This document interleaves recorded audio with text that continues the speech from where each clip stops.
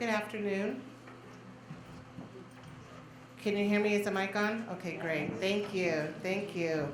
Well, welcome. This is our sixth in our series of the Native Narrative Speaker Series. And the panel discussion today is part of the Here Now and Always exhibit. The exhibit has 7 areas of concentration: cycles, ancestors, home and community, trade and exchange, language and song, art, and survival and resilience. Each of the Native Narrative Speaker Series will be connected to one of these areas.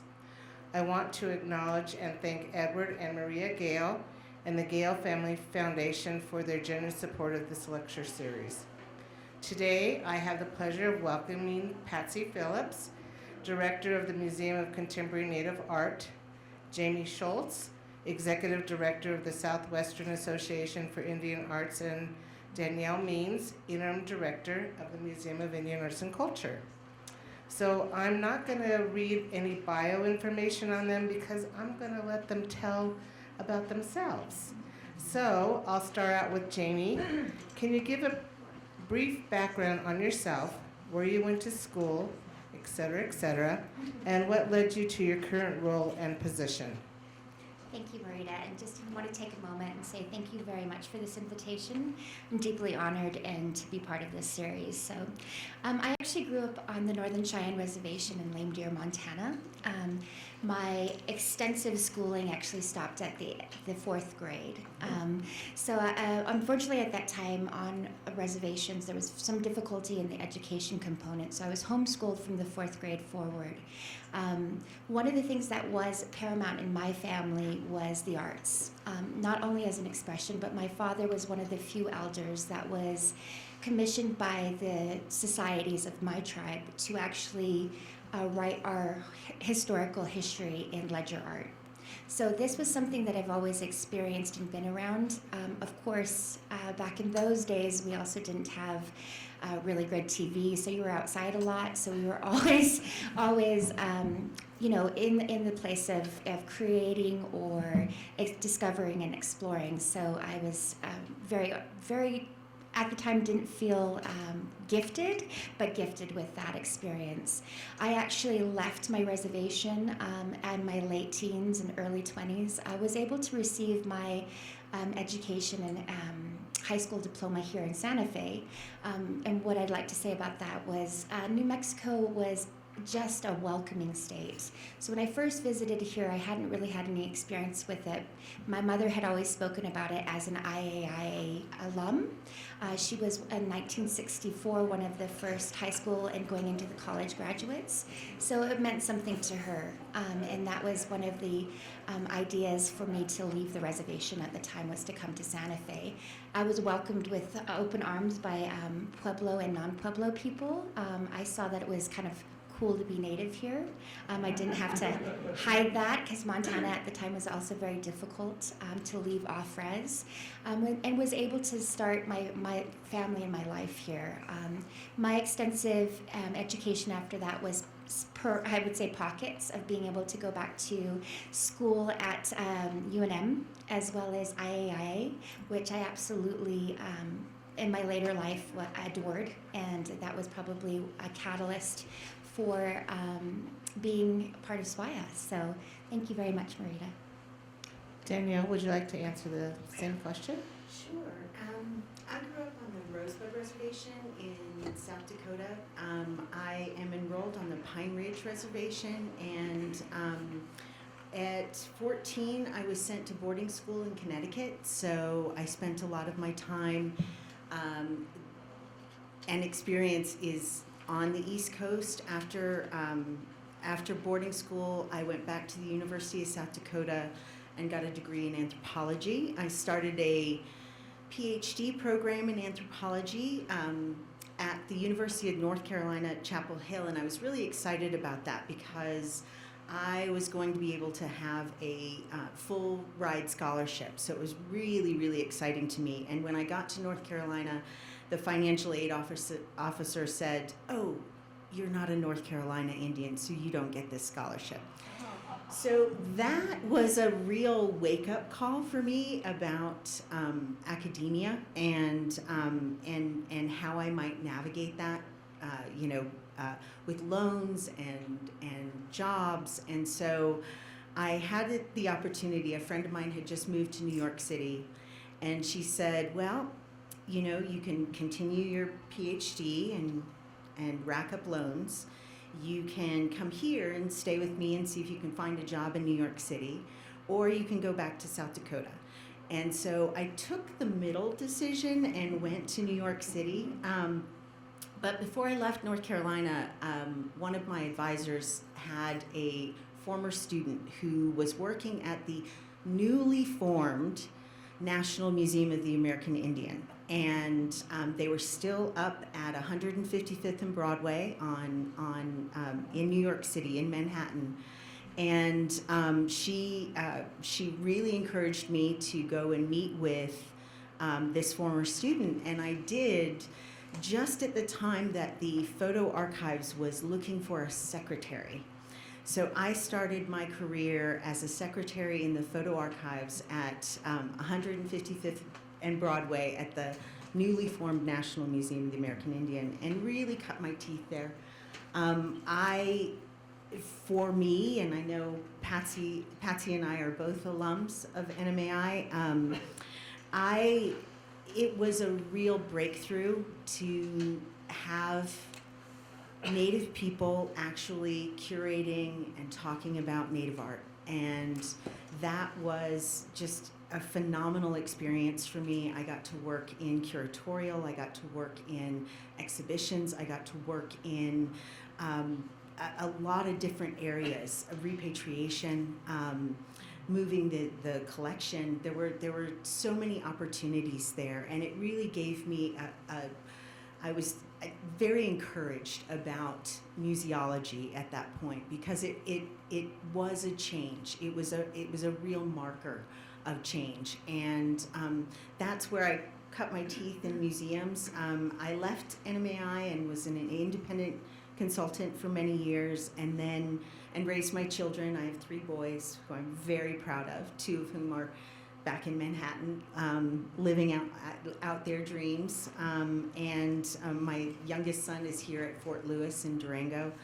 But after they were all out of the nest, I decided to move here to Santa Fe, and really have had 2 other experiences. One at the Institute of American Indian Arts, where I was director of advancement and executive director of the foundation there, and then also executive director at CCA.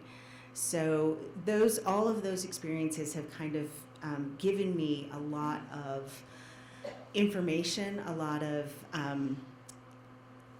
of experience around how functioning museums can be, and how as a leader you really have to look at a sort of broader picture in order to be able to take a museum to that next level. So I'm excited about being here as the interim director, and hopefully as permanent director as soon as that gets decided. Yeah, me too. No, it's been a wonderful experience, and hopefully a much longer one. Thank you, Danielle. And Patsy? Hi, everyone. Is this on? Yes. Thank you, Marita, so much for inviting us. I was telling Marita before we started that, people talk. It's just how people are. But they're saying good things about Marita. So thank you so much. You're doing good programming. And it's good to see everybody in the audience. So I was born on the Cherokee Nation in Oklahoma, in Tahlequah. And I was raised mostly in Tulsa, but many relatives, actually all my relatives stayed on the Cherokee Nation, so we spent a lot of time there growing up. No one in my family, my 2 sisters, my parents, graduated from high school. So my dad was illiterate. He could only sign his name, and when he died at age 52. So education wasn't encouraged. I could come home with an F, or I could come home with an A, and nobody looked at it. So, but I like school because I'm social, and I like to get out of the house. So I kept going to school and I graduated high school. And I didn't go to college right after high school, but in my 20s, I spent a lot of time reading the classics, and that really got me interested. And so in college, so when I was 30, I went to college, Southern Methodist University, and I graduated when I was 34.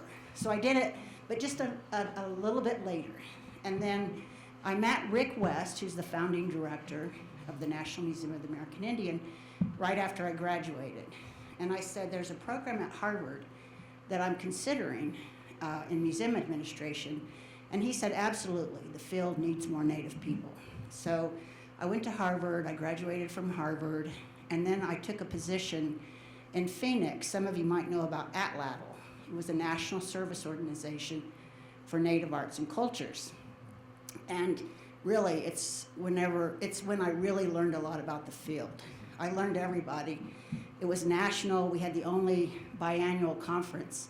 So today what I say is, if you're old, I know you. From like back from the 90s. I know all the old artists for sure. But so I had done an internship at the National Museum of the American Indian, and I got to know Rick.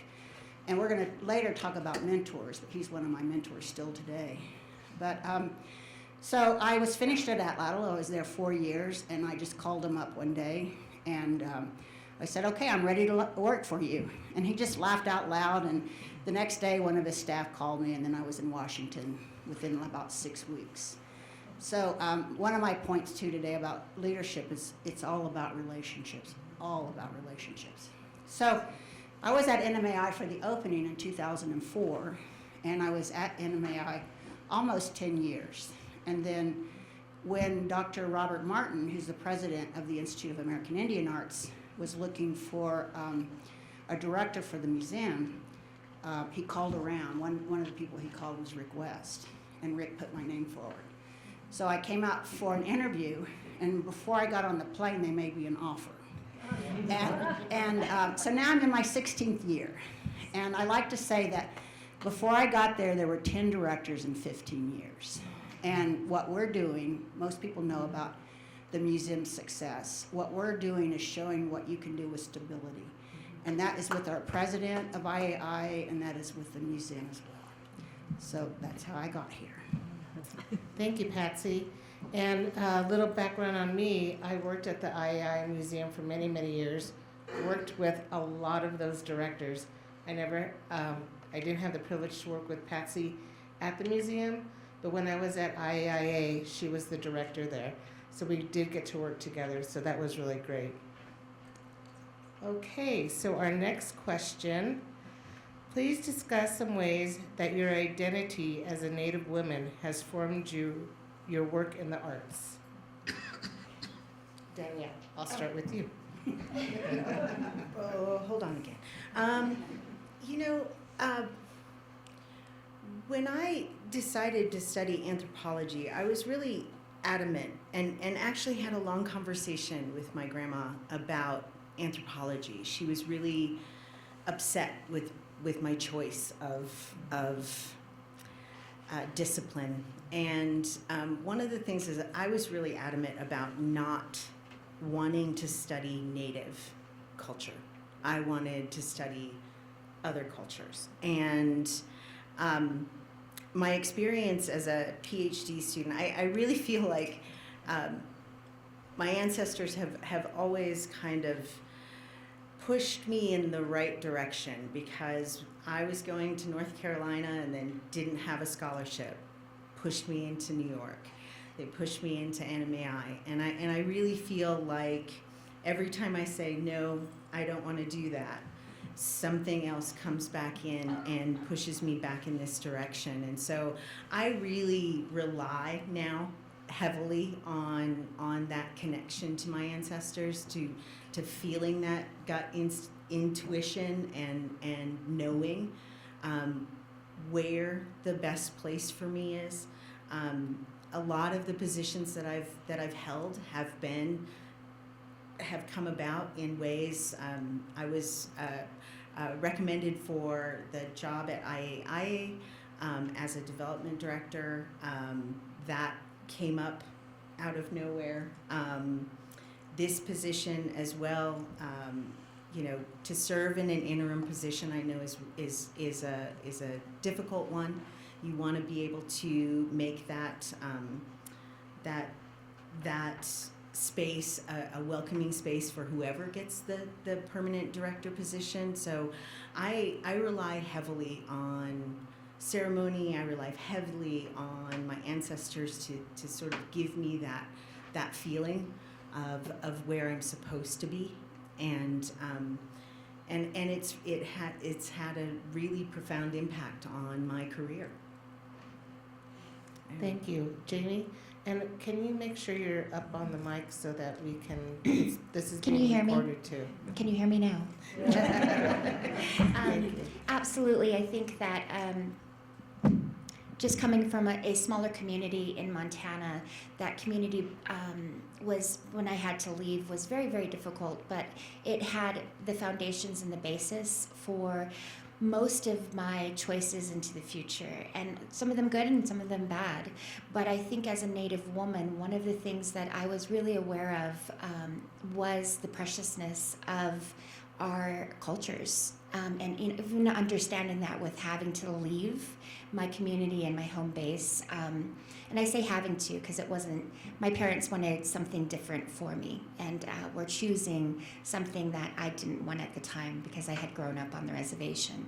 I look back in deep gratitude after 30 years here in New Mexico, and I've been able to raise a family, 2 children, had a business in the Taos Ski Valley. So very, very grateful.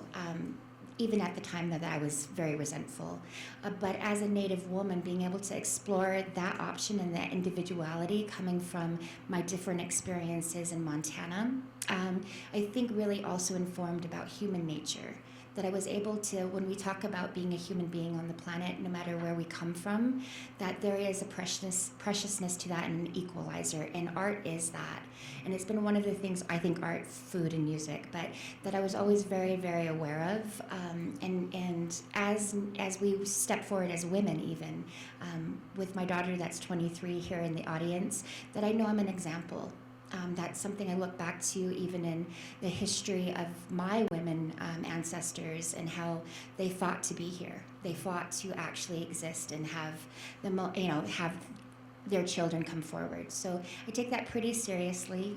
I try to honor that from a place of open-heartedness, because I think as we all move forward together, that is something that we have to remind, whether we are women or men or children or any of that we're human beings. Patsy? Yeah, so when I was at the National Museum of the American Indian, Rick West was on the International Council of Museums Board of Directors. And I just always admired that from afar. I mean, they have like meetings in Egypt and South Africa and all these places. And so that was basically it. But I did join, and when I was at, I maintained my membership. And when he rotated off, he selected me, nominated me to be on that board. So I'm currently on that board. And I bring that up because I'm on that board because of who I am, but also because I'm a Native woman. And they had one Native man before they got one Native woman. So my goal now is to get another Native on that board. And it's a great organization. It's international. They're based out of Paris. They do great work, but it's not a lot of minorities. So what I feel good about is that I'm at the table. And when I was in Washington about 1.5 years ago, the director for the American Alliance of Museums Board of Directors asked me to be on their board too. So I'm on that board, and they had one Native man before me, and now they have me. So my goal, and I did nominate somebody this last time, but I'm going to be honest, they didn't consider them, and which I was really upset by, because this was a really qualified Native woman. Anyway, my point is I'm on these boards because I'm Native, but also because of my qualifications. And the other thing is, right now is a really big time in the foundation world, and they're really funding indigenous organizations, arts, cultures, etc. And I think your reputation is everything on these foundations. And this could be if I was a Native woman or a Native man, but I have relations with all the major foundations: Ford, Mellon, Andy Warhol, I don't know, Tiger, Loose. So they were all funded us. And that doesn't really have a lot to do with being a Native woman, but a Native woman knows how to maintain relationships. And I think it's all about relationships, as I always say. Thank you. This is a three-part question. Are there women who you have mentored or women that you look up to? Have you acted as a mentor to others? What's the best advice to someone leaning towards a career in the arts, or any advice in general? And Patsy, I'll go ahead and start with you. Thank you. I told her not to start with me every time. So. Switching it up. She's doing a here. good job. Yeah. Yeah, so Dr. Nancy Marie Mithlow, she's Apache. She's at UCLA. I have worked with her my entire career since the mid-90s. I love that woman. She is really an outspoken person for indigenous peoples, and she continues to do that. She's done that since I met her. She was married to Bob Houses, and yesterday I read a paper that she sent me, and I'm like, that's kind of Bob's. You know, Bob's all about community and Indianness, etc. So, you know, she has a lot of what he has to say also. But she has her own mind, let me make that clear. And and then also Rick West. Rick West has been a big mentor ever since I first met him. And I always encourage young people to find a mentor, but not just anybody. I had my first mentor I had in the field worked behind my back to sabotage what I was doing. And it was actually Nancy Mithlow who called me and said, this is what's happening. So I fired that mentor immediately. But that's the other thing about Indians. They'll tell you what each other says about you. But I was glad Nancy did that, because this mentor was out of state. I mean, I would never have known that. Anyway, so I say, Rick West and Dr. Nancy Marie Mithlow. And it's really good to find somebody you can trust, and somebody that really knows the field. And Rita gave these questions in advance. And I also thought about it's important to find a confidant, because a mentor can help you with your career and help guide you, but you really need a confidant. And Santa Fe is so small, you really need one here. When I first moved here, I came from Washington, D.C., and I had dinner with somebody. The next morning, I had heard everything that I'd told that person the night before. I was like, what the hell? Anyway, I learned the hard way. But my partner, James Rutherford, who's in the audience, raise your hand, James. He is my confidant. And I can trust him. I can tell him anything. I can talk about my boss. I can talk about anybody. Because when you are a leader and a director, you can't talk to your staff. You shouldn't talk to your staff. And you have to keep a good arm's length. Jamie, I'll go with you next. Actually, I'm very, very grateful throughout the course of my professional life to have quite a few people be a mentor from the perspective of the industry that I was in previously, which was hotel and restaurant management. My confidant is my husband. If you want to raise your hand back there, Thomas. And it's extremely important. I'm very grateful for his support, because it is really, really key that you do have those people that you can reach out and trust.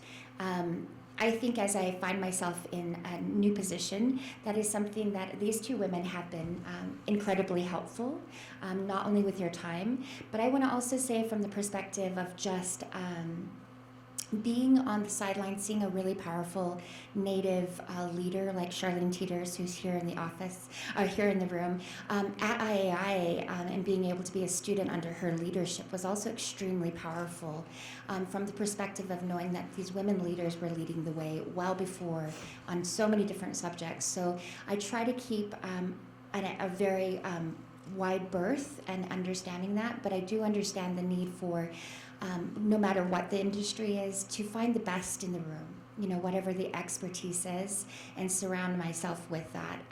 Danielle has actually been really incredible in helping me last year. So, but it's hard to just name one or two.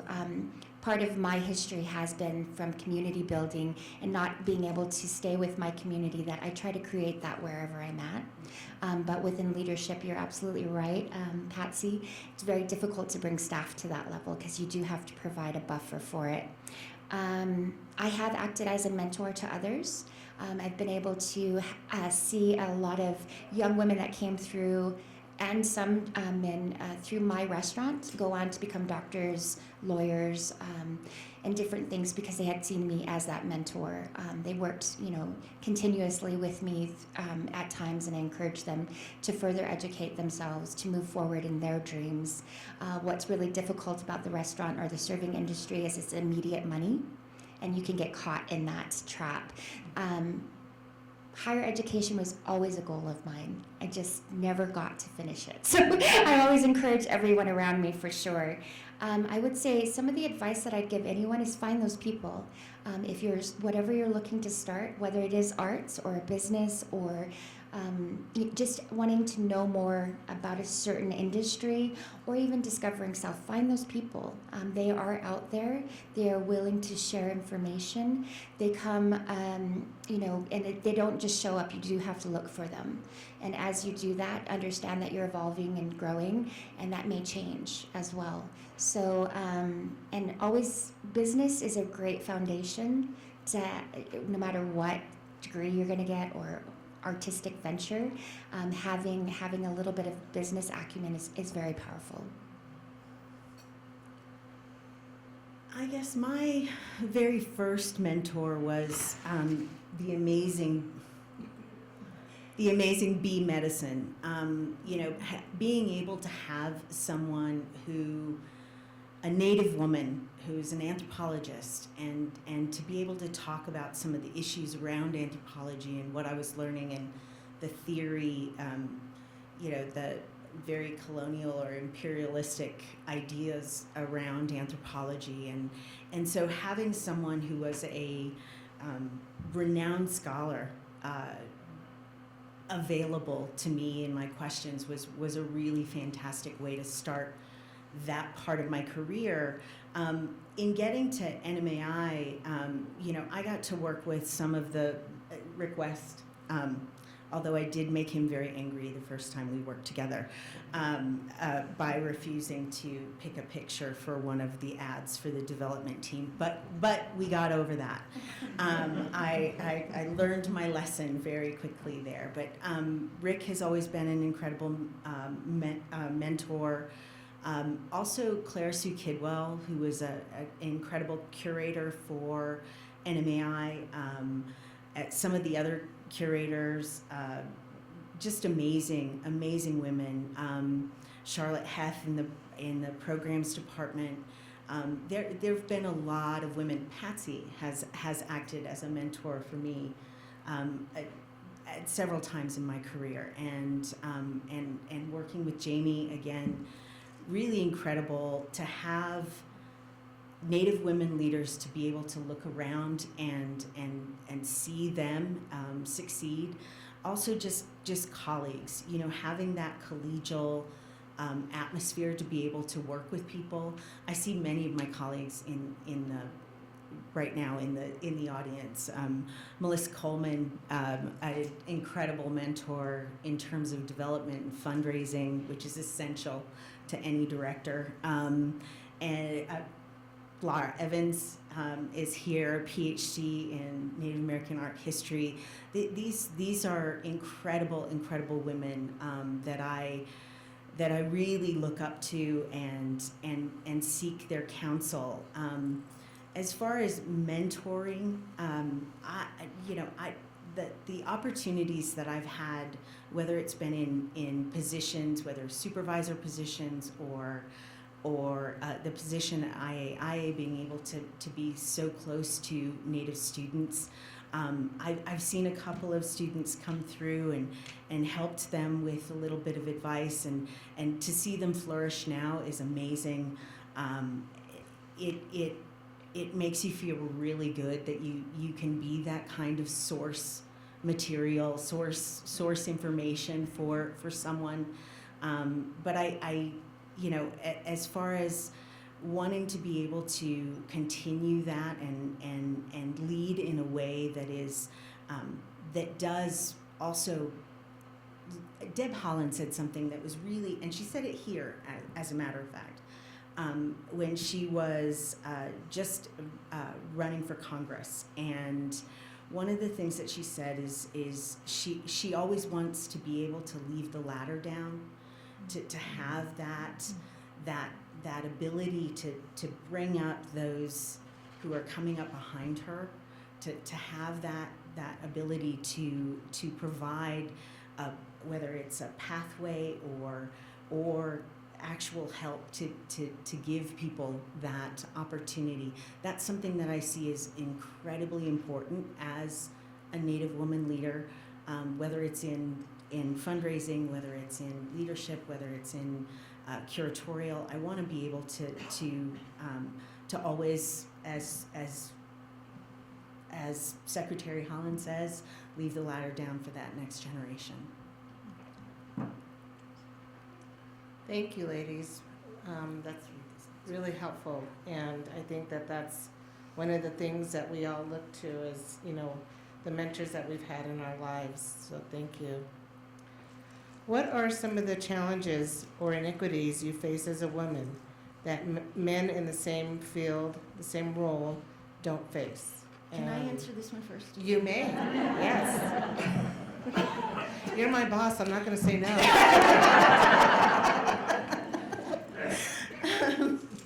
No, this was a really hard decision for me. One of the things that I really feel is an inequity is motherhood versus the challenge of being a mother versus being a professional. And I came up against this at NMAI. And after the birth of my second son, realizing that my paycheck was going to pay for my two kids being in daycare all day, and wanting to really push toward flexible schedules or trying to make things work, keep my career, and still also, not have my kids 13, 14 hours at a daycare. One of the things, it was a really difficult decision to want to be able to do both.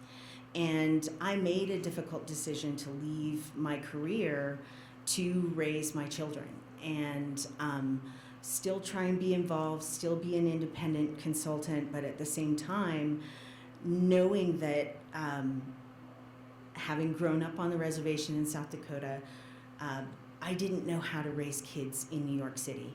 I realized that pushing those strollers every day, that their little faces were right at the same level as all of the exhaust pipes at the stoplight. And I didn't know how to do that. And so when I asked Jim Volkert, one of our colleagues, if we could do some sort of flexible schedule, that just wasn't the priority for Smithsonian at the time. And so to make that decision, I think, is a real inequity for women, to have to try and juggle that and figure that out. Having supportive partners is always amazing and great, but it does, I think it's, Native women, any other race of women, it's always a really difficult decision to do.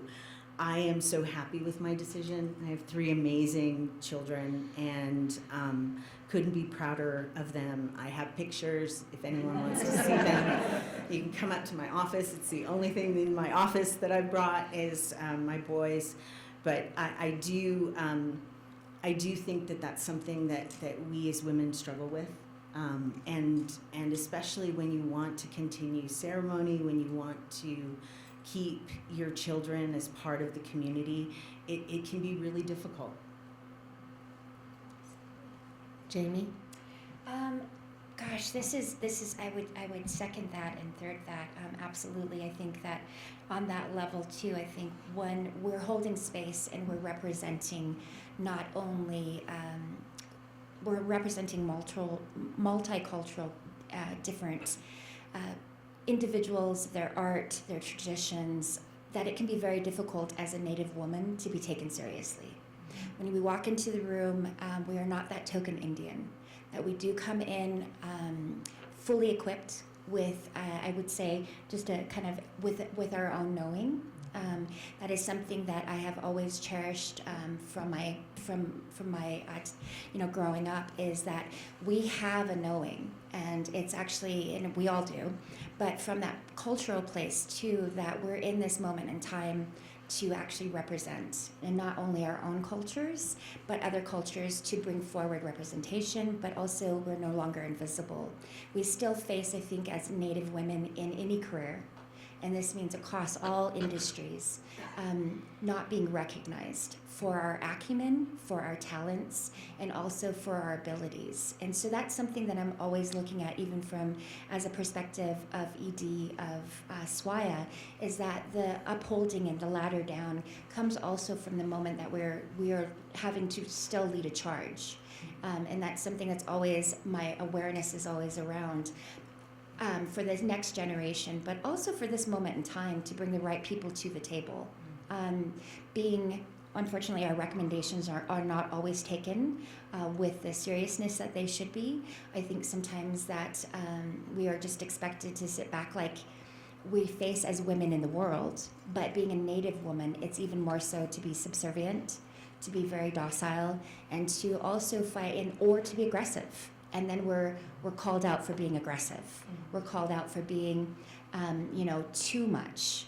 So we have a fine balance, but I also feel like that's something that we are, as women in these positions, we're very aware of. It is not an easy fix. When non-Native women are making 75 cents or 73 cents to every man's dollar, yet we're making 55, there is still an inequity. And we're very aware of that, and we're required to work a lot more for it as well. Yeah, so I had trouble with this question. I don't have children, and so I don't have the challenges of my colleagues, but when I was young, I saw how my Indian family was treated in Oklahoma. And my mother, she wouldn't come to school events, and I mean, just really terrible. And I was glad I didn't look Indian. I was really glad I didn't, because I didn't want to be treated like they were treated. And I didn't know any better. I was young. And I loved my Indian relatives, spent a lot of time with them and loved them, but I was glad I didn't look Indian. Now today, I wish I looked more Indian. I mean, I wish I looked, even as a child, but that's the truth of my life. And so over time, I have learned to stand up, and there are a lot of bully men out there, and wherever you are, if you're at the grocery store, or if you're an AA, no, I'm not going to say that because they're not really bullies, but wherever you are, you're going to have men challenging you, and I just stand up to them the best I can. And in some of those circumstances, I think that they might listen to me more, like my colleagues are saying, because they're brown skin and brown hair, they may not listen. And that is really a fact. I've seen that. And I'm not saying they really listen to me either, but they give me more of a chance. They really do. And that's one reason I can be such a good spokesperson. Growing up, whenever I've seen people not treated right and they're talking about, a minority group, I can stand up for them. They don't expect it to come out of me. But my biggest thing is money. Women definitely are not paid as much as men, and that really does need to change. Hear, hear.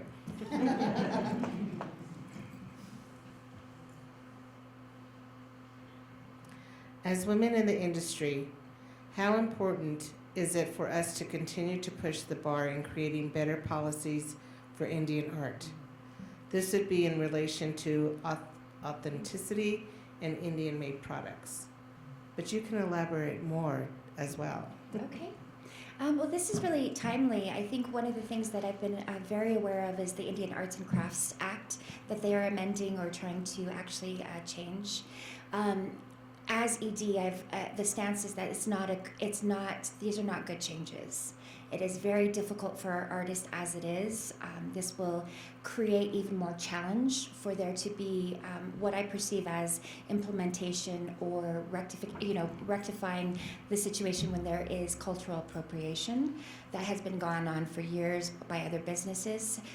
So on a level of really trying to understand for my constituents as well, is making sure that I show up in those spaces when invited, or also inviting myself. Because I think it's one of the most important things in any of our positions is to reach out to our artists, not only to educate, but then to understand from the idea of business. So this act is very difficult because it is a trademark brand by the U.S. government. The idea behind it, I believe, is so that there is more authenticity and genuineness, yet at the same time, my artists that come to SWAIA, we're trying to also help them develop business acumen and business tools, but under this act, they would sometimes fall out of being actually being able to be a part of the Indian being seen as an Indian business, even though they would be seen as a SWAIA artist, which we have more stringent standards. So there's some, and I've been reaching out to different people within the industry to really talk about this before it gets pushed through legislation. I would ask people to look at that a little bit deeper. It will absolutely create a hardship on Native American artisans as well as crafts. There's things that in there that shouldn't be regulated at this moment in time, I believe. You cannot see fine art on the level of beef jerky. So I'm very intense about this because I think it takes really understanding from the perspective of our art is a cultural pathway. It's traditions, it's our history, and if it's going to have to only be made with U.S.-made items, that will drastically affect, just to name one, beadwork. So those are some things that I take very, very seriously. I try to stand up in those spaces. I try to get the information out as much as possible, and I do my research. So that's been one of the other things, is really digging down into some of these documents. It's an 18-page amendment. It can be very, very wordy, but at the same time, even the reiterations that I've seen here just recently, very, very bad for Native arts and artists moving forward. So take a look. Sorry, thank you.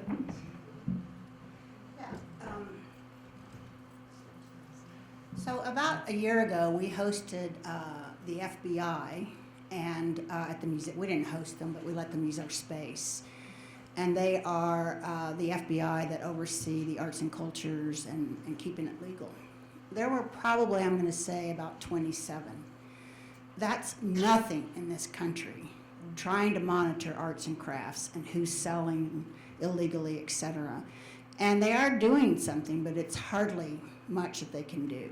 And it was kind of fun. We had like 27 guns in the museum. And they were great. You know, they're really interested in us and Native arts and cultures. So my position is that we need to get the word out more, everybody. We need to write about it. We need to publish about it. We need to talk about it. One of the things I do when we have visitors in town is I say, be careful where you shop, because they have Native inspired. And if you don't know any better, you think you're buying Native. And so I just think that we need to get out there. I mean, more needs to be published about it. And you know what Jamie's talking about, stay up with the law and what they're trying to do. And really, we should be monitoring our own arts and crafts. Not monitoring, but how they're treated. But yeah, I just think we have to be spokespeople, everybody, Native and non-Native. I would agree with my colleagues here. I would also, for MIAC, I'd take a little, there's another legislation that just happened in January that I'd like to talk about, if that's all right. Absolutely. And that's new NAGPRA regulations came out. And if you're not familiar with what NAGPRA is, it's the Native American Graves Protection and Repatriation Act. My deputy director is sitting up there. She's always ready with the protection, because I always forget the protection. But that legislation was part and parcel of how NMAI was founded, but really looking at that, the new regulations that have come out around NAGPRA, and this is around repatriation of not only ancestors, human remains, but also the associated funerary objects, but also cultural objects. And I think one thing that a lot of the museums in the country have done around NAGPRA is isn't enough. And what I mean by that is oftentimes, and this happened to me as a fledgling curator, was to go to conferences and see a lot of non-native curators talking about your own artwork and wanting to have a seat at the table. And one of the things that I think we really need to do more of, and I think MIAC has been doing it, I think NMAI has been doing it, I think a lot of museums have been doing this, is the consultation with Native people around exhibition. That we need to involve more Native people in our exhibitions, whether it's an exhibition about ethnological material or whether it's an exhibition about contemporary art. Our artists have to have a voice in these exhibitions, and our elders and community members, artists, have to have more of a voice, more agency within our exhibitions. And I think that's where a lot of the other museums that have reacted to this particular legislation, covering up exhibitions or taking down exhibitions, it's because they haven't had that consultation. They haven't done the work to really include Native voices in what and how they display their work, to educate their audiences that come through their museums to be able to make just exactly what my colleagues say here, good decisions about the art that they are purchasing or collecting. So I feel like the new regulations, and they're 89 pages, so it's a lot to get through, the new regulations really do sort of reach further to put the onus on museums to really be mindful of how you interpret cultural material and how you sort of push forward these repatriations that need to be done. Our ancestors need to come home, and they've been away for a long time, and this is super important work that there are a lot of Native people involved in at museums, and certainly tribes and Native nations, Pueblos, all need to be a big part of how we execute this. So I'm excited about these new regulations. I think when it comes to the Indian Arts and Crafts Board, there's more that can be done with that legislation, but I do really feel like we have to be vigilant about this, and we have to make sure that we're involving Native voices in everything that we do. I'd just like to add to that briefly.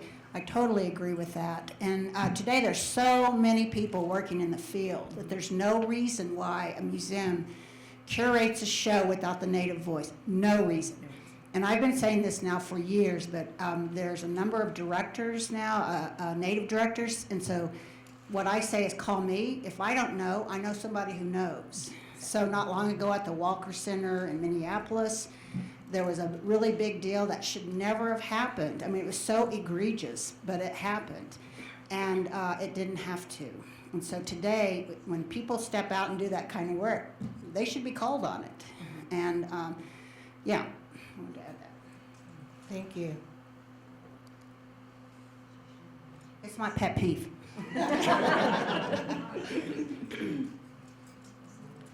We kind of touched base on this, but I'll ask the question and we can dive into it a little bit more. As women in the industry, how important is it for us to continue to push the bar in creating better policies for Indian art? This would be in I just asked that question. Okay. How do you keep up with all the current trends in the Native art community?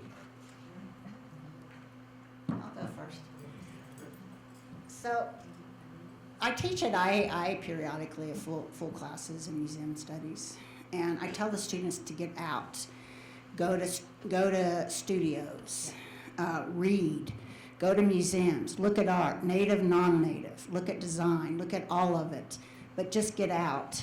And we have national conferences. Our biggest conference is ATOM, and that's an Association of Tribal Libraries and Museums. The acronym doesn't match the name of it, but they might change that. But anyway, go to these conferences, attend these panels, do these different things, and learn. Just keep learning. I mean, I have finished my education, but I love to learn. I just keep learning and look at everything, read, and talk to people. That's the other big thing. Talk to artists. What's going on? What are the trends? Because you need to know the trends outside of Native arts to understand the trends inside of Native arts. I spent almost 30 years on the East Coast and in New York, and did my master's coursework in Europe, in Italy. And one of the things that I was really struck by was, and this is not the case now, it has changed, but when I was there in 2015, 2016, there were a lot of collections of Native art, modernist art, they called it. I don't know if Alan Hauser and Oscar Howard really consider themselves modernists, but I guess. There were large collections of Native art in European museums, but it wasn't on display. And I wanted to know who was collecting Native art and displaying it, not just putting it in storage. And one of the things that was just amazing to me is in doing my Google search of who's displaying Native art, there was a museum in Zurich, the North America Museum, North American Native American Museum, and a very strange, tiny little museum started by two history teachers, high school teachers, who came to the U.S. and collected contemporary Native art and ethnographic Native art. And this tiny little museum had the most amazing exhibition of contemporary Native art that I was just blown away by. Wally Dion, Chanupa Hanskaluger, who else was in that? Sonia Kelleher Combs. All of these artists brought together in this tiny little museum in Zurich, and I was fascinated, so fascinated that I went to Zurich to talk to the curator, and I wanted to know, how did you find these Native artists? And she said, Google. I just Googled Native artists, and she had put together the most fantastic contemporary Native art show, and so I knew that there's an interest. And I happened to be there while a school group was coming through the museum, and it was great because they had it was sort of arranged by region, which I'm not a big fan of, but it did sort of try and cover as much as possible. But in their displays, they had both the ethnographic material and the contemporary material. They're trying to cover a lot of bases. But for me, it didn't put us in the past. And that's what I was really, really looking for. Now, to have Jeffrey Gibson be the U.S. pavilion at the Venice Biennale this year is phenomenal. That even though Nancy and Bob and Patsy went there many, many years ago and did do an incredible exhibition of contemporary Native art at the Biennale, to have this first time within the pavilion and to almost be given this opportunity to say, our art is art, and it's meaningful, and it has so much to share and say about so many different nations. To me, it's so important to be a part of what's going on, to know what is always going on. And I think that's across the board, whether that's ethnographic material or contemporary material. We have to always hold ourselves to that highest of standards and do the best work possible. I know that museum in Zurich, and they consulted with natives. They didn't just Google it. Yeah. And the thing about Google is, like, Jimmy Durham can come up, people like that. Mm. So you can Google all day long, but you also need to talk to natives. Yes. And I do remember that they came to the National Museum of the American Indian. They've been around a while now. Yeah. And they're doing good work. And They are. they're known to do good work. All of that. Travel, reading, of course. I think we are all taxed with a time limit of what we could do during the day.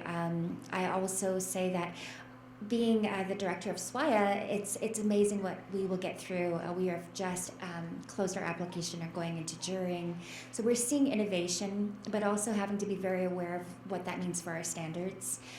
Some of the 3D, as well as these newer, call them 3D copying and some other things that we have to address from a different perspective, but always kind of looking to the communities here locally, but also TikTok, but also seeing some of the relevance in that too, because it's wherever you can look in art, not just inside of Indian country, but making it to the exhibits, talking to the professionals in the room, partnering with folks like that, because art in itself is a huge expression. It's food, it's music, it's fashion. It's not just what we see in a tangible ways. So always trying to educate myself on that, no matter what it is. Thank you. What motivates you on a day-to-day basis, and what is your favorite part of the day? I'll start with 5 Patsy. o'clock. 5 o'clock. Is it 5 yet? I always say that because I work so hard, and like at 5 or 6, I'm like ready to go home. No, I'm teasing. But yeah, I think, you know what I really love? So when I first got in the field, which was in the 90s, people really didn't know that much about contemporary Native. And there were some good artists working back in that time. And so what I really like what we do at MOTNA is that we educate audiences. Mm. And I'm only going to give you a brief example. I could give you many, but I'll give you a brief one. We had an exhibit recently called Exposure, Native Art and Political Ecology. And it was about indigenous communities around the world affected by uranium mining. So we had the Aboriginals in Australia, we had the Ainu from Japan, the Inuit from Greenland, Canada First Nations, and then the U.S., of course. Navajo Nation has historically a lot of mining. So I continue to learn. I did not know about the Ainu in Japan. I did not know about the Inuit. And so what we do is we produce these incredible exhibitions and we teach people. And this is what's going on today. Now, the Navajo, they don't currently have mining, but they have the effects of mining. The gases of mining still exist there. And one of the things I learned on that project was that the Navajo were building their hogans with the tailings from mining because they did not know. They did not know that they were infected as they were. And there was a government program to build new homes, and some of the Navajo didn't want to go into a new home because that was their home. But there were many, many, many things that I learned, and if I'm learning, you know the audience is learning. So that's one of our big goals there. And our other big goal is just to bring attention so that maybe change will happen. Maybe, just maybe. I think what motivates me from day to day, it's a plethora. I would start with family, but one of the things that when I came into this position as the volunteer prior to the ED position and started working for SWAIA, as the volunteer coordinator was the profound effect that Native arts in all of its forms, from traditional to contemporary, had on the individuals that got to see it, but the volunteers that also experienced it, but then also what it brought back to the community of artists. And that was very, very powerful for me at the time. To create an economy that is your economy and still live in your homelands, if you choose, is a choice. And so that was one of the key pieces that I took away from this market. And it's an event, but from that perspective, that wakes me up every day and says, okay, how can I bring back this opportunity to other artists? Because if you can choose to stay home, I'm sorry, I know it has a little theme here, but that's an opportunity where you can stay in your homelands. We may not be having this conversation. If I was able to create an economy, or my family was able to create an economy with a different outcome, not that I regret any of that, but it should be a choice. It shouldn't have to be a one or the other. So that was really powerful for me, and that still is something that I'm very inspired by, is creating the economic opportunities for individuals out there to do their art, create their traditions, and innovate, and be in their homelands if they choose to. I would say that what motivates me on a daily basis is, and it goes back to something, the writings of Nancy Myklow, Amy Lone Tree, is, while I don't like the phraseology, the decolonization of our spaces, I like to think of it as indigenizing our spaces. And that's what really motivates me, is how can we start to indigenize our spaces in ways that are tangible. And some of the ideas that I want to implement, especially in spaces like museums, is Native language, of naming, of wayfinding with Native language. So when you look to go and find the restroom at Mayak, it should be in Towa, Tewa, Tiwa, Karis.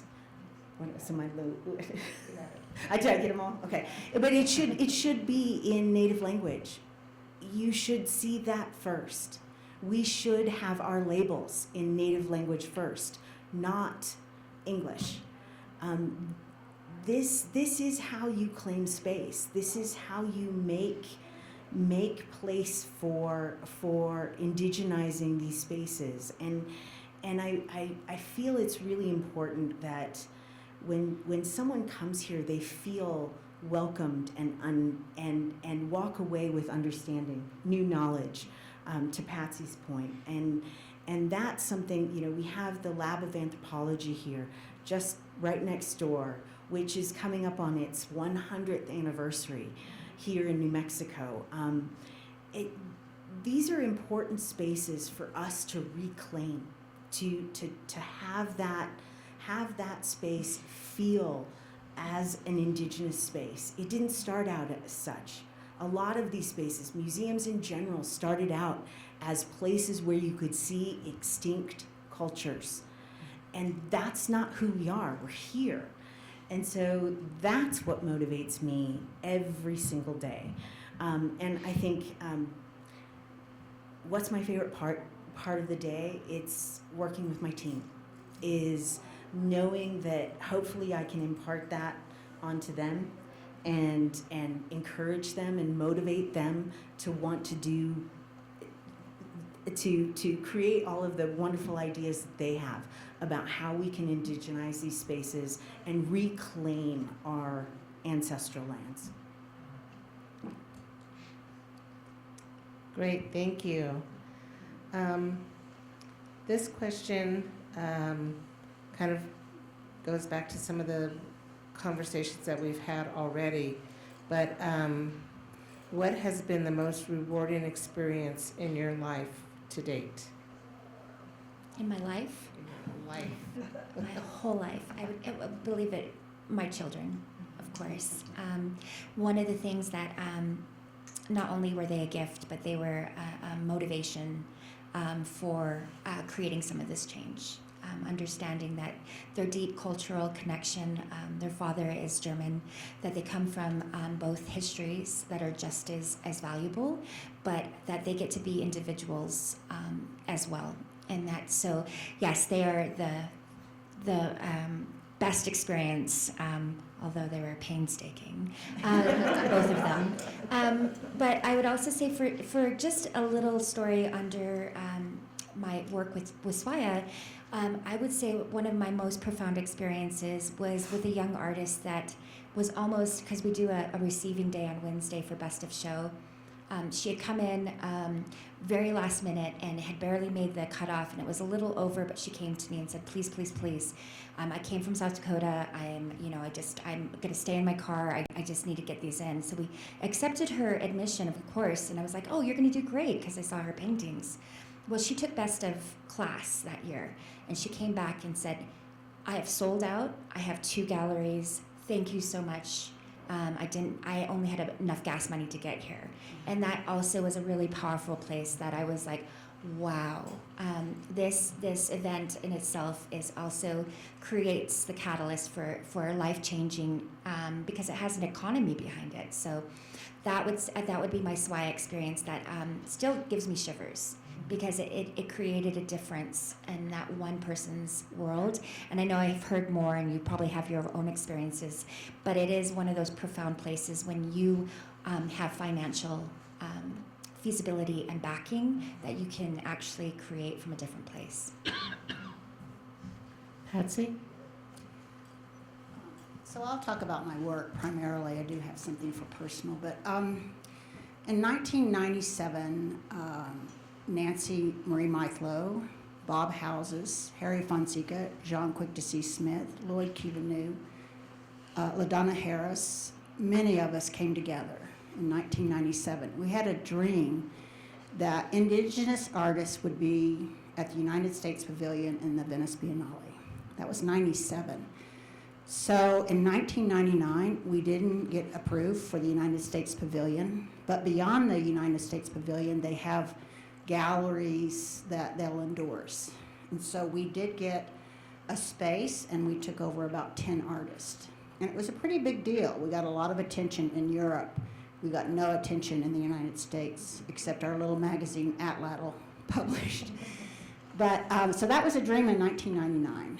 And Dr. Nancy Marie Mithlow continued that dream until about 2 years ago. And when I was at the National Museum of the American Indian, we took over in 2005. We took over James Luna, and but he was not in the United States Pavilion. Now that's a big deal. In 1932 was the last time Indigenous artists were in the U.S. Pavilion, and they were pots brought over by the Rockefeller family. So all these years, and we applied when I was at the National Museum of the American Indian. We applied James Luna. 2007, we applied Edgar Hooper Burts, and they were rejected in the official pavilion. When Rick West left in 2007, the founding director of the National Museum of the American Indian, who'd been there 17 years, he was criticized and the writers said, why are Indians in Venice? I mean, it was a big deal. And if you know the National Museum of the American Indian, it's hemispheric, but it's not across the ocean. Well, people were really critical. And it was very disturbing for all of us. We'd all been working on this for decades, really, at that point. So we continued. When I was here at at IAI, we applied. We chose an artist, we applied, and it was rejected. So every time it was rejected. So this is the first year, this year, that an Indigenous artist is in the United States Pavilion in all of these years. And Jeffrey Gibson came over when I was managing James Luna, and Kathleen Nash Milby is the Navajo curator. So we have a curator, and then also Site Santa Fe is involved. But this is a big deal in the field, and it really is. But what I want to say is it's all that past work that was done. It was not just an application was submitted last year. It's really important to recognize our elders. Okay, I guess I'm calling myself an elder. But people, but people like Nancy Michael, Bob Houses, all these people, LaDonna Harris, that have really worked a long time. And so, there's it's really a big deal. And what this means and why it's a big deal, the Venice Biennale was established in the late 1800s. And it's the first contemporary art venue. And they've shown contemporary art all these years. And the world goes there, and directors, curators, artists, etc. And so I think that it's really important that they see indigenous peoples. And Jeffrey, I'm good friends with the curator, we've been talking, and he's bringing over a group of jingle dancers. And that's kind of, is that the right word, jingle dancers? Oh, thank you. I knew something didn't sound right. Anyway, they're bringing over, the National Museum of the American Indian is sponsoring it. Many of us, natives who've been working on this all these years are going. I'm taking some students, and it's a big deal. Really, it's a big deal in the field. And I don't know, hopefully, one of the problems with indigenous arts historically is it doesn't get reviews. And part of the problem is that people don't know how to write about it. I remember in 2005, Rebecca Belmore from Canada and James Luna represented the U.S., and we were all excited the Post was going to do a review on it. And what they did was an interview between Rebecca and James. So we would say back then even today, even a bad review is better than no review. So watch your newspapers after. It opens, the Vernissage is April the 16th. So we're hoping it gets out in the world and people can learn about indigenous peoples and artists. My personal, I guess, would be teaching students. It's one of my favorite things to do. And I just love to teach. Native students is my preference, but I love teaching. Most rewarding, I would also say Jamie's children and my own children. No, I obviously my kids are my most rewarding experience to date, but around my career, I don't know that I've had it. I don't know that I've had my most rewarding experience. I want to have it. I want to find that amazing show or creating an incredible exhibition or leading a team of professionals to greatness, to accolades and increasing their acumen, highlighting artists. There's so much that I want to do, and I think there's just the horizon is just stretching out before me, and to me that's what I want to find it. I want to find that most rewarding experience, and hopefully it'll be here. You're still young, you'll find it. Okay. This kind of sounds like an Oprah question, but I thought I'd just throw it in there and it'll be fun.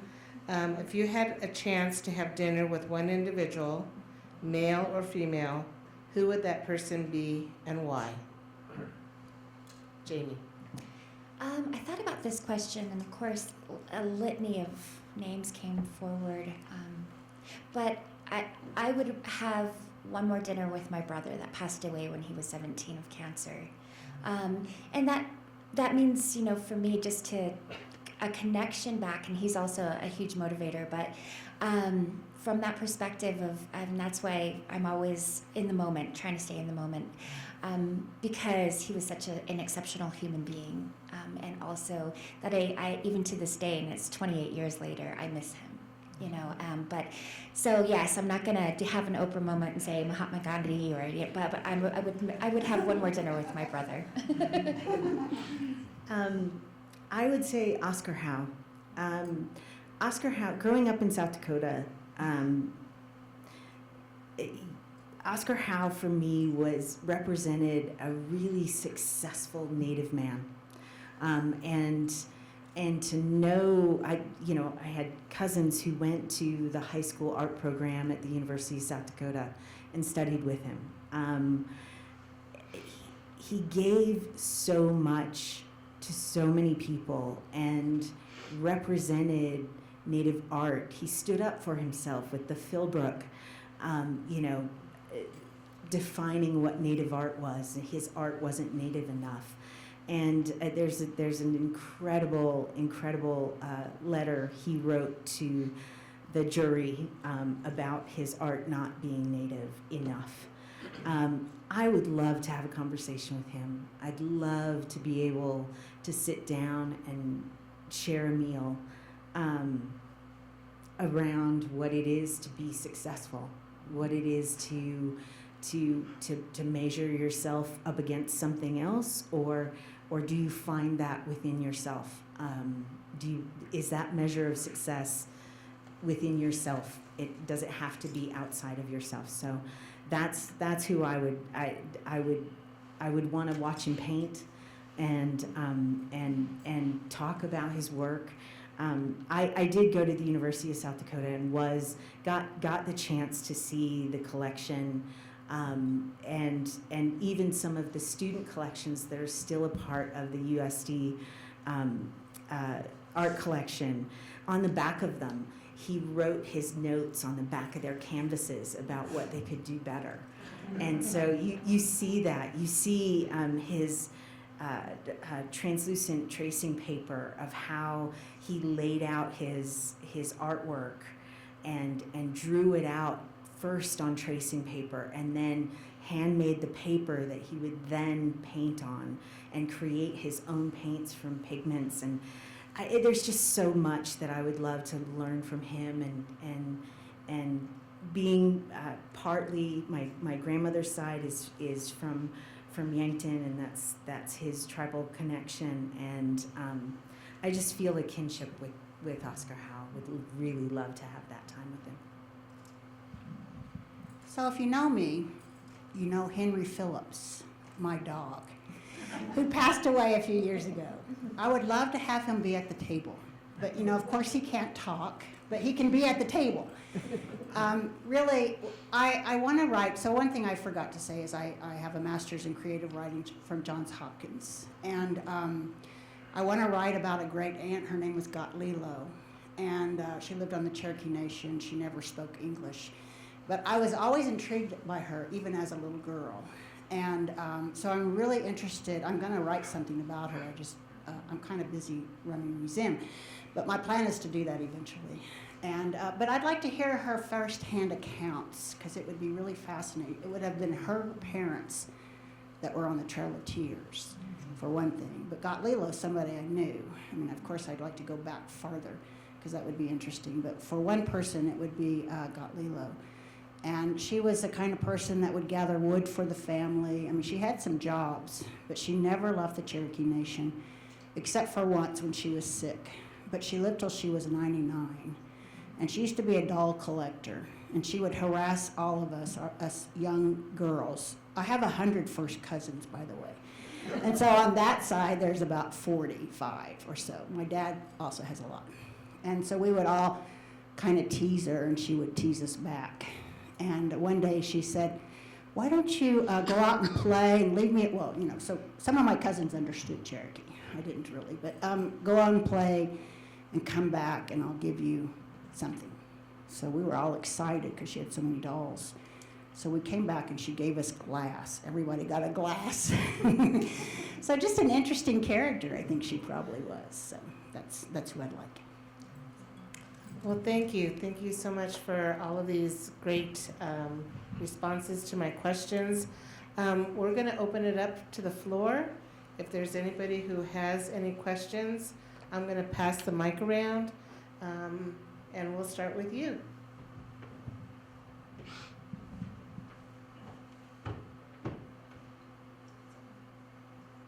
Hi. Is that working? Hi. Can you hear me? On the legislation, you were talking about who do we write to and how do we reference that specific legislation? Oh, it's on. Is it on? Yeah. So that I know that I'm referencing House Bill whatever. Absolutely. Well, it's called the Indian Arts and Crafts Act, and it's actually coming out of Brian Newland's office. So it's not a bill. So it's been a law since 1935. They're changing that law. Okay. So you would reference that, and under Brian Newland, I can also, if you reach out to SWIA, I can also make sure you have all the information to ask more questions and to understand that better. Yes. Well, first of all, before I ask my question, thank you so much. This has been just fabulous to see these three totally competent, wonderful leaders that we have here in Santa Fe to advance Native arts and culture. So just keep your good jobs going. And speaking about you as leaders, could each of you maybe name one program or event or something that you are planning in the next couple of years that is significant and that you are hoping to educate more people about Native arts and culture and to get that word out there? Because even though now there's a resurgence and an emphasized interest on Native art and culture, as each of you have mentioned, it's still not out there mainstream. So what are each of you doing personally at your institutions to move the needle in the right direction? I would say, Joanne, one thing that I think is so crucially important is NAGPRA, especially for MIAC. A lot of people don't know that the Museum of Indian Arts and Culture also has a South Campus, the Center for New Mexico Archaeology. And MIAC, under that umbrella, is the repository for all archaeology in the state of New Mexico. So our Native collections will continue to increase, and we have to be out front of everyone on NAGPRA. MIAC has been a leader in this, really starting with their Indian Advisory Panel, which has been around for 17 years. That's huge to have that kind of a panel working with staff here at MIAC to make sure things are consulted on, that we're not putting any items that may be culturally sensitive in our exhibitions. But NAGPRA is really, really important. We need to get these ancestors back to their homelands. They need to be back with their people. And MIAC really needs to be out front in that. I think NAGPRA has, these new regulations have sort of put a time limit on that. And so reaching that is going to be super important. Yeah, so I don't know, who in here knows Vine Deloria or some of his writings? So he's an important scholar in our field, very important. He's deceased now. And he wrote many, many years ago, along with Suzanne Harjo, another scholar, that about every 25 years, the general public gets interested in Native America. And I was in the field 25 years ago, so I mean, I do know that that's true. And I recently saw his son, who's in town at a fellowship at SAR, and I said, "Do you think your dad is still right?" And he said, "Yeah." So to Joanne's point, we have to capitalize on this moment. And we do have more people than we did 25 years ago, but we really have to capitalize on this time and develop programs that will advance the field. And so one of our programs is training curators. And we're in the process of developing that, and others like the Forge Foundation, Candace Hopkins, she's also developing that. But we need more curators in the field, and so that is the task I've given to our chief curator, and I will also be involved in it. The other thing is we hired a museum educator, and through that process, I learned that we hardly have any museum educators. To me, that was shocking. I mean, really, I know we don't have conservators. I mean, I know we don't have others. But so I think, we should also, or somebody should develop that program.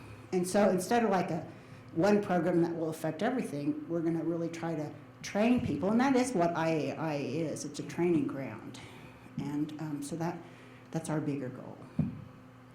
Fantastic. So Swaya Santa Fe Indian Market has historically been a major event in August. One of the new things that I'm behind new initiatives with Amber Dawn Bearrobe, who is curating the show, is Indigenous Fashion Week. There is a time and space that we are hitting right now that's pivotal, and it's representation. And why aren't we in these industries and spaces, from fashion to, and it's happening in film now, but taking that momentum and moving it forward, because according, I'm going to quote Amber Dawn here, which is, we were the OG couture, because we accessorized. We used we created our own clothing, but we also used trade items to accessorize and have our own kind of imprint on that. So that right now is an invitation, like I said before, into understanding these cultures that I'm hoping that this younger generation will see. And I do believe that there is an interest there, but also within Indian country, cultural representation is incredibly powerful at this moment. I know even as myself, as a middle-aged older Indian woman wearing a Jamie Akuma, it makes me feel powerful, or a Lauren Goodday. And that's what I always seeked as a child, was those reflections in the world. So I think right now with fashion that there is an opportunity. So we will be having that show, that week in May. And it may not stay in May, but it's something that the board and I have been very time-consuming, but really wanting to invest in, because we think it's also powerful under our mission statement, which is bringing Native arts to the world. And this is an invitation into a deeper conversation. Down here, Maria. Sorry. Oh, I'm sorry. My bad, I didn't know. I guess my question is, what advice would you have for someone who is looking to go into the museum field within curation, exhibition, collections work? What would you? You're not going to get wealthy.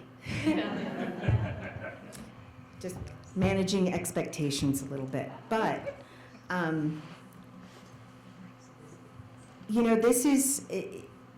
this is important work.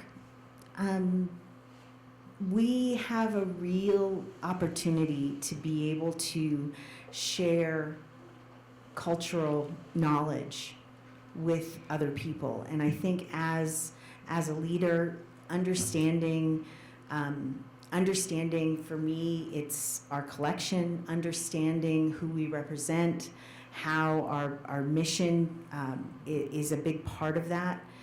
But to Patsy's point, it's encouraging that next generation of museum leaders, of curators.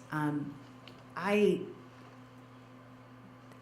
wouldn't be here if someone didn't offer me a job at a museum. And I think about that often, that to actually seek this out as a career is super important. It's a big step, and there's a lot of responsibility in it. I would say also, don't worry about being specific about what you want to do. I had a mentor, Dan Monroe. I did the Native American Fellowship Program at the Peabody Essex Museum in Salem, Massachusetts. And part of that was we were each assigned to a different department within the museum itself. And I was assigned to museum education, but went to my session with Dan, who was the director of the museum, and I had my list of questions, and it was going to be 20 minutes, and that's all we got with Dan. And I started asking my questions, and about halfway through, he said, what department are you in here at the museum? And I said, museum education. He goes, what do you want to be in? And I was like, oh, well, I really want to be a curator. And he said, can I give you a little bit of advice? And I said, well, yeah, that's why I'm here. I want to learn. He said, you're going to be really frustrated as a curator. He said, from all the questions that you've been grilling me on, whether it's finances, moving collections, conservation. How do you pay for all of this stuff? He said, you really are an administrator. You're a director, and you've got to find the path to get to that. And a lot of my experience has been trying things out in each of the different departments. And so for me, that's what I would say is don't limit yourself into where you want to go, but get those experiences. Try things on and see what really resonates with you. I would say don't plan your future. And talk to people, really. Everyone on my staff has an open door policy for anyone who wants to learn about museology. And I encourage people to follow us, spend a day, follow us. And students, we give them that opportunity. But really look at all aspects of the museum. I mean, if I'd have initially followed what I thought, I'm kind of a control person. I try not to be, but I am a little bit. But, I would not be on this track today. And so I really encourage people, if you think you're interested in curation, look at that, and then look at registration and whatever it is, just look at all of it.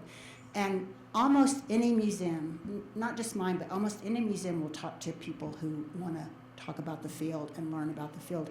And people really like to talk about themselves, so you can always get an appointment, really always. So that would be my best advice. And the other thing about museum studies programs is they're general. They don't specialize you in anything, and I think that was a good thing at Harvard because I learned about every aspect of the museum. And at a point I said, well, where do I specialize? And they said, well, you don't. You have to choose something to specialize. So there are certificate programs. You can learn about all aspects of the museum. There are master's programs, and there are undergrads, although this young lady is graduating in May. Congratulations. Yes. I think I'm next. I spent part of the year in Santa Fe, but the rest of the time I live in Arlington, Virginia. I was a founding member of NMAI, but 45 years ago, I was a docent at Natural History. And there are shelves, which I think are still there, shelf after shelf, little museum shelves after shelf, a whole room of them, of medicine bags. The curators at the time not only didn't know whose they were, a lot of times they didn't know which tribe they were. They didn't know which battlefield they came from. They didn't know who had collected them. They weren't showing them then, but they didn't know how to give them back. This was long before NAGPRA, and they knew they couldn't show them. But they didn't know what to do with them. What do you do with things like that? Consult with the tribes. They didn't know which tribe. They knew it was a Plains tribe. Bring them in.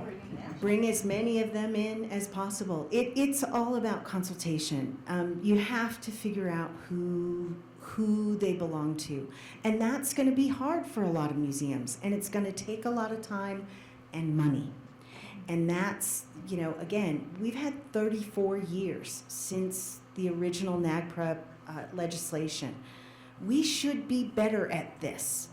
And I think, giving the regulations a little more teeth in terms of actually withholding federal funding potentially from your organization. There's some real penalties that museums can now suffer. And I think that's really important. You have to have the conversations with tribes.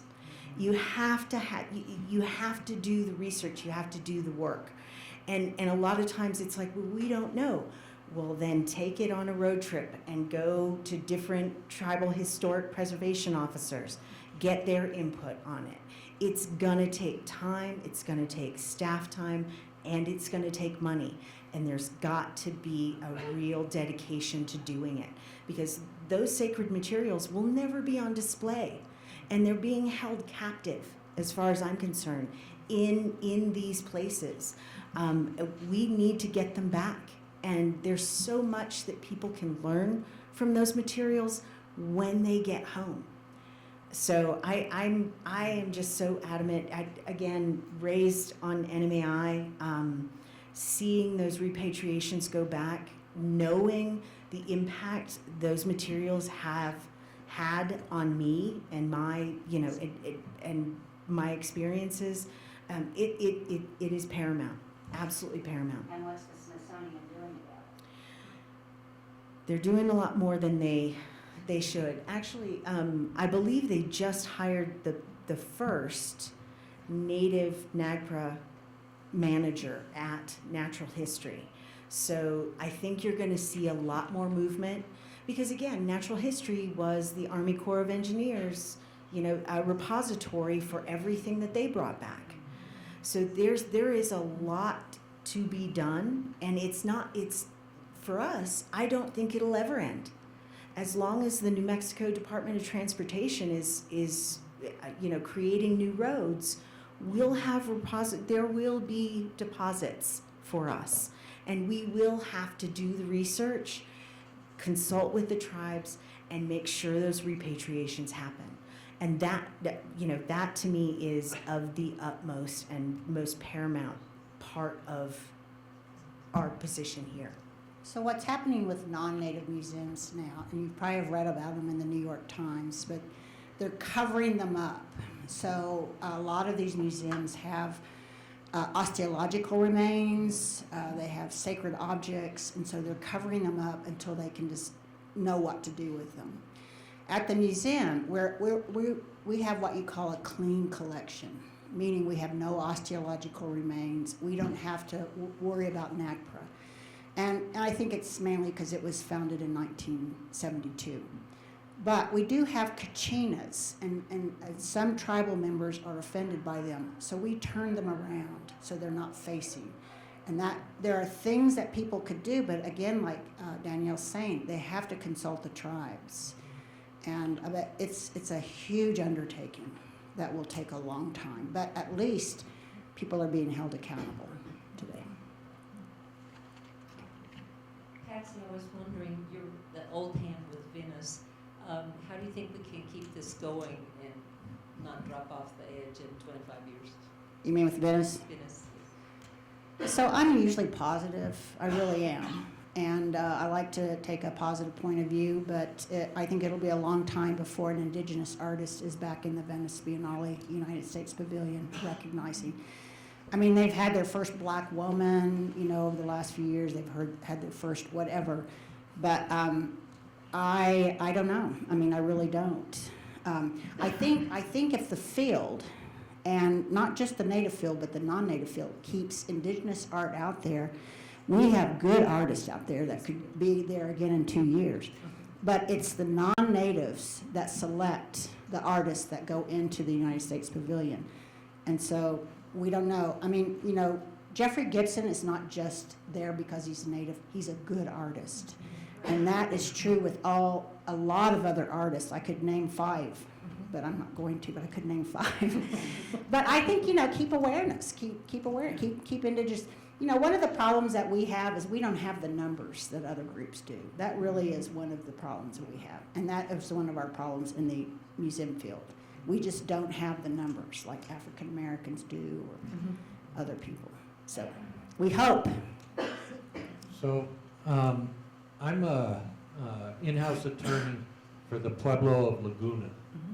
And I want to thank you for this presentation. I especially, my family has just been thrilled watching MOCNA develop over the past decade. And it's an extraordinary institution. And first I want to put you on the spot very briefly, which is Laguna Acoma High School is having a huge career day in about 2 months.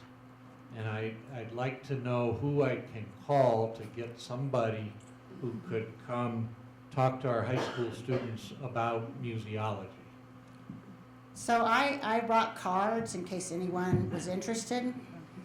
And we have a museum educator, Wayne Gosan. He's from a very well-known family in town. He's doing a really great job.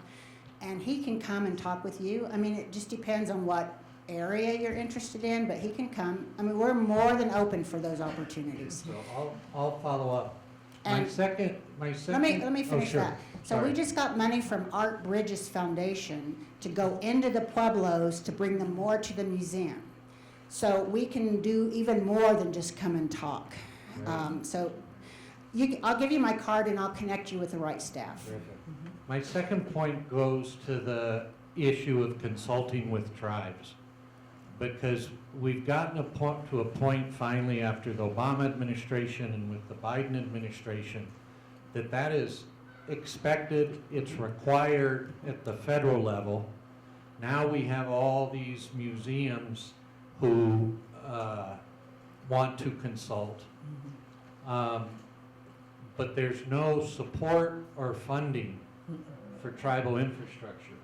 So at Laguna, what that means is our Tribal Historical Preservation Office, which is one guy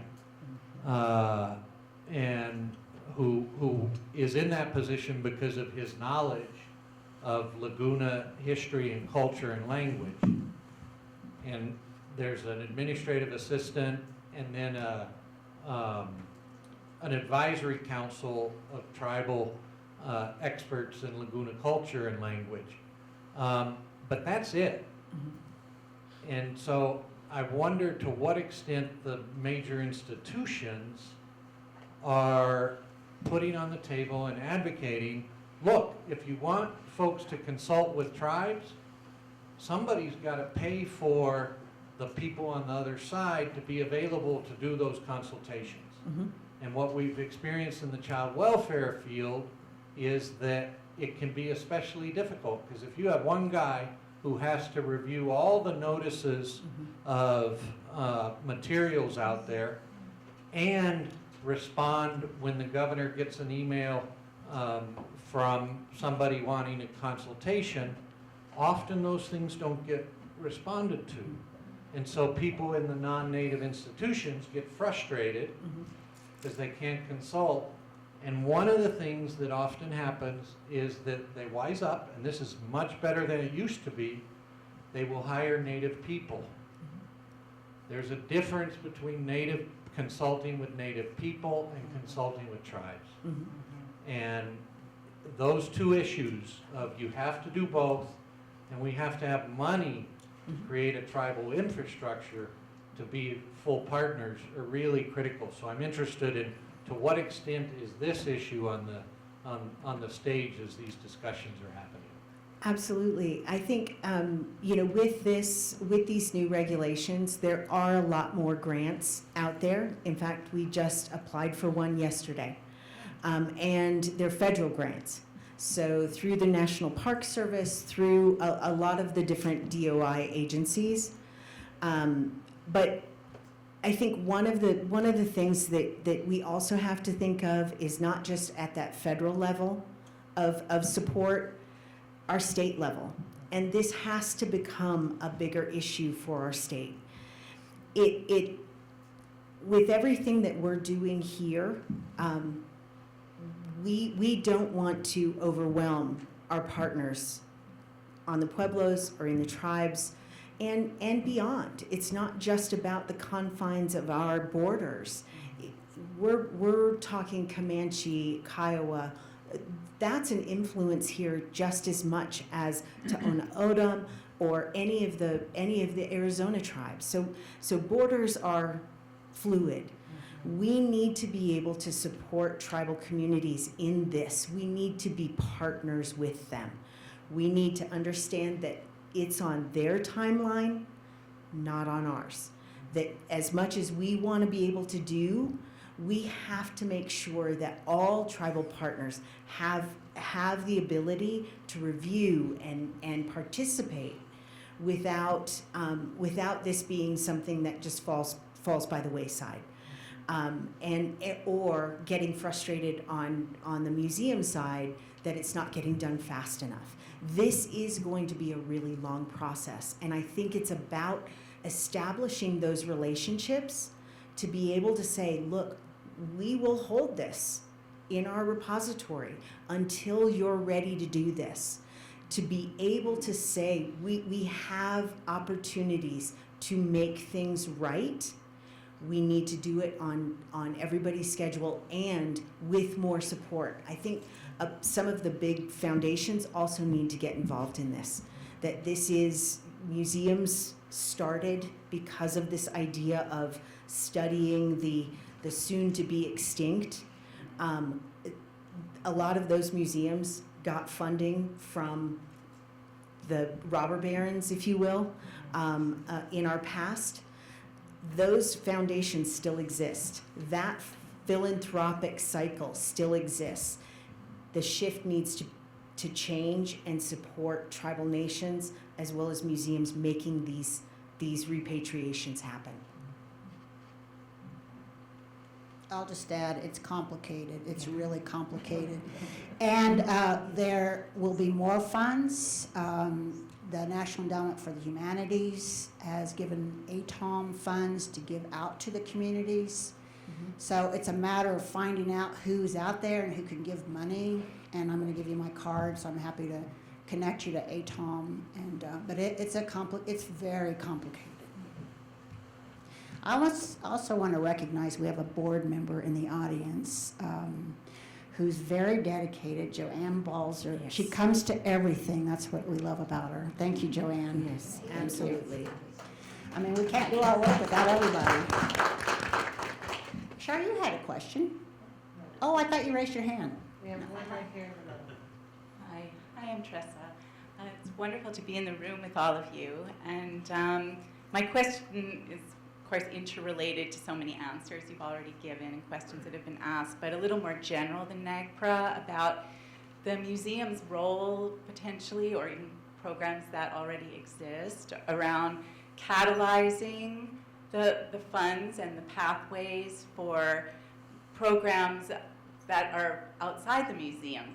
For example, the work that Nancy did with the Biennale all those years, running a nonprofit while she was also doing so many other things, as well as the development of keeping places or cultural centers, or moving away from even some of the nomenclature of museums in Native communities. So I'm just wondering how, established institutions like the ones we're in, how we can better support those efforts that are more global as well as community-based.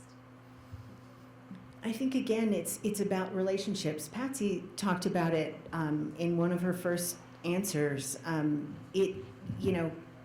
lot of what we get done is through who we're connected with. And I think, especially a lot of tribal communities not only created historic preservation offices, they also created cultural centers, maybe not museums, but really in order to hold and host their own cultural materials. One of the things that I think some museums are doing really, really well are collections that may be held in storage by the museum, but are cultural collections to the communities in which these museums reside. So I know there are examples in the Northwest around ceremonial materials being able to be held in the museum, stored, conserved, but then also danced, also a part of ceremony. This engenders good relationships, making sure that you're a part of the larger community. And that's something that I think, there was a fear, an initial fear around NAGPRA that Native communities were just going to back a truck up and load everything up, and all the museums would be empty and their glass cases would just be barren. That's not the case, and really it is so much more about creating those relationships, starting the conversation with tribal communities, pueblos. We have opportunities to be able to do that,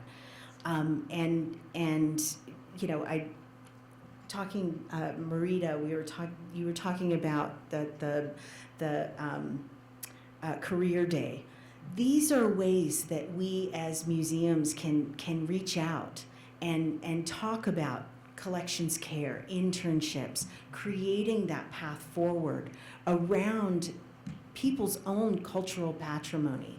And that's a big part of what we are supposed to be doing within our mission and our mandate.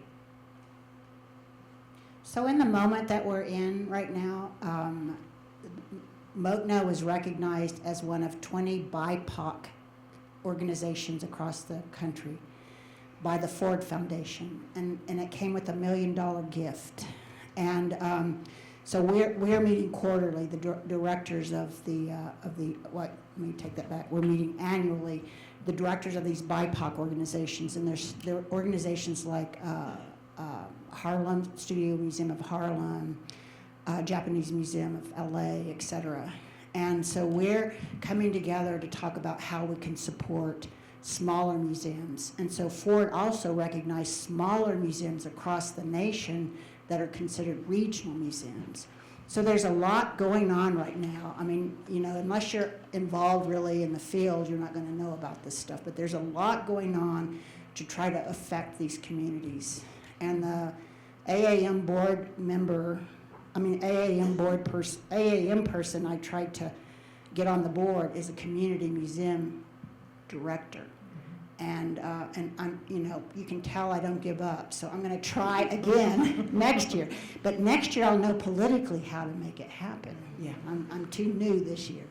But anyway, so there's, you know, there are people placed strategically, and we're trying to get more people. Thank you. No, that's great to know about Ford. And if I could just add to something that you said earlier, Patsy, about ATOM.